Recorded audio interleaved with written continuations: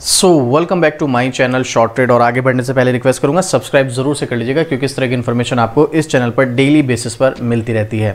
आज जो मैं आपके लिए स्टॉक लेकर आया हूँ उसकी वीडियोस मैंने कई बार बनाई है, मतलब जब ये 1000, 1200, 1500 रुपए का था, जब से मैं इसकी वीडियोस बनाता आ रहा हूँ और आज की डेट में 4500 पर है। अब इस स्टॉक में एक न्यूज़ आई है, इसका रिजल्ट आया है बेसिकली, जो मैं आपके साथ शेयर करने वाला हूँ। और अब इस स्टॉक में एक रेंज बनी हुई है। देखो, मैं आपको मोटिवेट नहीं कर रहा हूँ आप इस स्टॉक में कुछ भी करो, ये आपका अपना पर्सनल डिसीजन है, लेकिन अगर कहीं पर मौका मिल रहा है तो मैं आपके साथ ज़रूर शेयर करता हूँ। आप लोग जानते हैं, आपका डिसीजन होगा, आपको इसके बारे में थोड़ी सी रिसर्च करनी है, अपने फाइनेंशियल एडवाइजर से सलाह लेनी है, उसके बाद डिसीजन लेना है आपको इस स्टॉक में क्या करना चाहिए।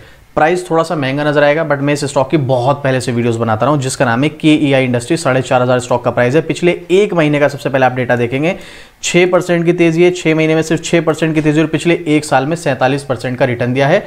इवन इसमें हाई वॉलेटिलिटी है। अब हाई वॉलेटिलिटी भले ही हो यहाँ पर, लेकिन मौके कई बार मिले यहाँ पर।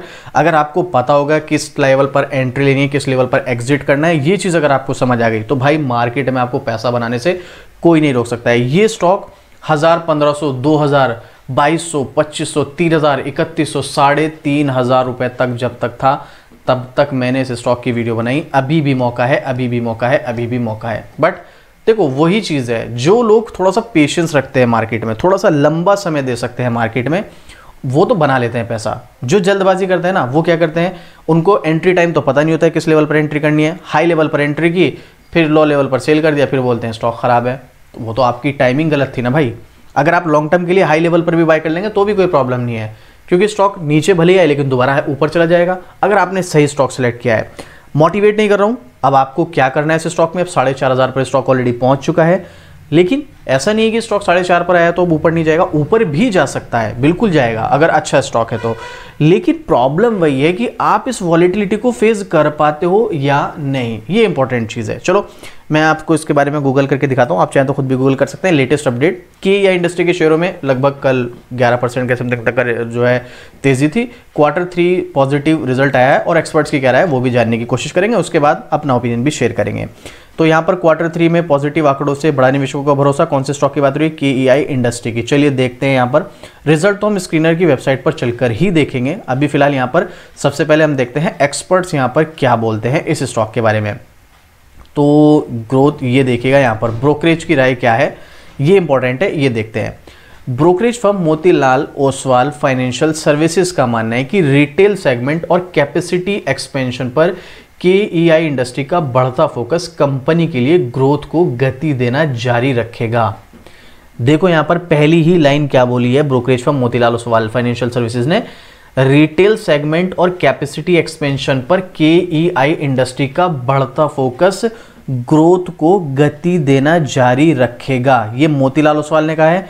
इसके अलावा नुवामा इंस्टीट्यूशनल इक्विटीज ने क्या कहा है, लगातार बड़े पैमाने पर कैपेसिटी एक्सपेंशन वित्त वर्ष 2024 से 27 में ग्रॉस ब्लॉक में 3 गुना बढ़ोतरी, हेल्दी ऑपरेशन कैश फ्लो के साथ KEI इंडस्ट्री मीडियम टर्म में मजबूत आय दर्ज करने के लिए तैयार है। इसके अलावा PL कैपिटल ने कहा है कि कंपनी की लगातार मजबूत वॉल्यूम, रेवेन्यू ग्रोथ और मजबूत रिटर्न ने कंपनी के लिए प्रीमियम वैल्यूएशन को बढ़ावा दिया है। तीनों ब्रोकरेज ने स्टॉक में बाय रेटिंग दी है, जिसमें लगभग 17 से 25% की तेजी की संभावना है। 3 ब्रोकर्स ने यहां पर इसको फोकस किया है। सबसे पहला मोतीलाल ओसवाल फाइनेंशियल सर्विसेज, दूसरा नुवामा इंस्टीट्यूशनल इक्विटीज, तीसरा PL कैपिटल। अब मैं ये तो नहीं कहता PL कैपिटल के बारे में तो शायद सब लोग ना जानते हो, लेकिन भाई मोतीलाल ओसवाल के बारे में तो लगभग सभी लोग जानते होंगे जो स्टॉक मार्केट में काम करते हैं। इनकी जो फाइनेंशियल सर्विसेज है, यानी कि ब्रोकरेज फर्म है मोतीलाल ओसवाल, इनके बारे में तो एटलीस्ट देखो जानते ही होंगे। इवन नुवामा के बारे में भी जानते ही होंगे। ये तीनों ब्रोकर्स हैं, इन्होंने इस स्टॉक में बाय रेटिंग को बरकरार रखा है। चलो कुछ पॉइंट दिखाने से पहले मनी कंट्रोल की वेबसाइट पर चलो, आप जरा यहां पर नाम पढ़ लीजिएगा KEI इंडस्ट्री, थोड़ा सा स्क्रॉल कीजिएगा, जरा यहां पर आप देखो analyst rating based on 17 analyst, 17 analyst अगले एक साल के हिसाब से, यानी कि 12 महीनों के हिसाब से स्टॉक में क्या बोल रहे हैं। 59% एनालिस्ट, 17 एनालिस्ट में से बाय रिकमेंड करें अगले एक साल के हिसाब से। 29% एनालिस्ट होल्ड रिकमेंड कर रहे हैं। 12% ने अंडर परफॉर्मर भी बताया, बट 29% होल्ड, 59% बाय, और सेल के लिए एक भी एनालिस्ट ने रिकमेंड नहीं किया है। मतलब अगले एक साल के हिसाब से ये स्टॉक जबरदस्त परफॉर्मेंस करने का दम अभी भी रखता है, जबकि जरा पिछले 5 साल का इसका डेटा देखो, 713% का पॉजिटिव रिटर्न, यानी कि 8 गुना से भी ज्यादा रिटर्न बना चुका है। पर ईयर CAGR 100% प्लस जा रहा है यहां पर। तब भी यहां पर एक्सपर्ट्स के अकॉर्डिंग अगले एक साल में स्टॉक और जबरदस्त रिटर्न देने का दम रखता है। देखो मैं आपको रिपीट कर दूं, मेरा पर्सनल ओपिनियन नहीं है, जो डेटा यहां पर शो हो रहा है वो आपके साथ में शेयर कर रहा हूं। आप बहुत सोच समझ के पैसा लगाना। रीजन बता रहा हूं आपको क्यों। क्योंकि जब कोई भी स्टॉक बहुत जबरदस्त तरीके से भागता है, भले इसमें पोटेंशियल है अभी और रिटर्न देने का, इस स्टॉक में बहुत सारी चीजें पॉजिटिव हैं, इसमें कोई दौरा ही नहीं है, लेकिन भाई जब स्टॉक जरूरत से ज्यादा भागता है ना, तो प्रॉफिट बुकिंग आने का भी उसमें पूरे चांसेस होते हैं। रिस्क है, आप ये नहीं कह सकते हो कि ब्रोकरेज फर्म ने इसमें बाय रेटिंग दे दी है तो उसमें रिस्क नहीं रहेगा। 100% रिस्क रहेगा, ये चीज आप ध्यान रखिएगा। तो यहां पर एक्सपर्ट्स का ओपिनियन, अब जरा पब्लिक का ओपिनियन भी देख लीजिएगा। यहां पर पब्लिक क्या कहती है। बाकी यहां पर देखो मोतीलाल ओसवाल ने इसमें 23 जनवरी को 4780 रुपए का टारगेट दिया है और ऑलमोस्ट यहां से 300 साढ़े 300 रुपए के समथिंग का रिटर्न मिल सकता है। पब्लिक का ओपिनियन यहां पर 100% बाइंग है। मैं एक बार फिर से इसको ओपन कर लेता हूं, KEI इंडस्ट्री। पब्लिक का ओपिनियन हमने यहां पर देखा, देखिएगा दोबारा से देखते हैं पब्लिक का ओपिनियन, ये रहा 100% बाइंग है पब्लिक का ओपिनियन यहाँ पर, और एक्सपर्ट्स का ओपिनियन तो मैं आपको दिखा ही चुका हूँ। ये सब पॉजिटिव चीज़ें हमें यहाँ पर देखने को मिल रही हैं। इसके अलावा कंपनी का मार्केट कैप जो है अभी फिलहाल 42,000 करोड़ पहुँच गया है, और मुझे ऐसा लगता है कि शायद ये बहुत ज़्यादा पहुँच गया है और स्टॉक जो है काफ़ी हाई वैल्यूएशन पे आ चुका है। लेकिन अभी भी एक्सपर्ट्स का ऐसा मानना है कोई ऐसी सिचुएशन वाली बात नहीं है, भले ये हाई वैल्यूएशन पे आ गया है बट इतना घबराने वाली बात नहीं है, क्योंकि आप खुद ही देख लो भाई, बुक वैल्यू सिर्फ 362 रुपए की है और स्टॉक का प्राइस 4,500 पर ट्रेड कर रहा है। तो ये थोड़ी सी सोचने वाली बात है। हालांकि इसमें बहुत सारी चीज़ें अच्छी हैं जो मैं आपके साथ पहले भी शेयर कर चुका हूँ, जैसे कि कंपनी प्रॉफिट मेकिंग है और ज़बरदस्त तरीके से इसने अपने प्रॉफिट को मेंटेन किया हुआ है। इसका अर्निंग पर शेयर भी 69.75 रुपये पहुंच गया, जो कि बहुत ही कमाल का है।